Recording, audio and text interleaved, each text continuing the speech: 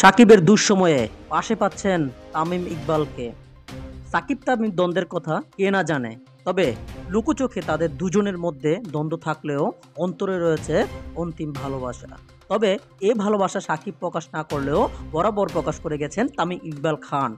US এর মাটিতে চলছে 20টি দেশের 20 ওভারের খেলার লড়াই। চলতি এই টি-20 বিশ্বকাপের গ্রুপ পর্বের খেলা শেষের দিকে।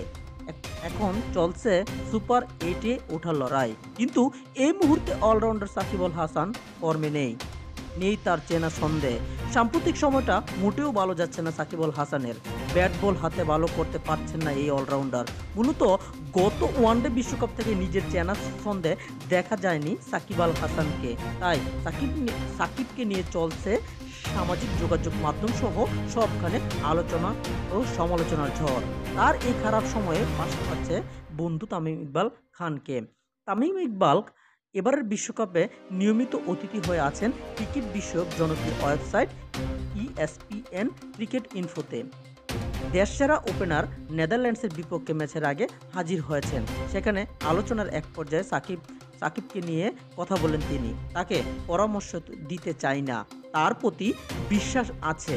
তামিম বলেন, আসলে আমার পরামর্শের চেয়েও বেশি যে আগে সে নিজের কেরিয়ারে এসব অনেক দেখেছেন, তার অনেক অভিজ্ঞতা আছে এবং আমি নিশ্চিত সে ভালো করবে।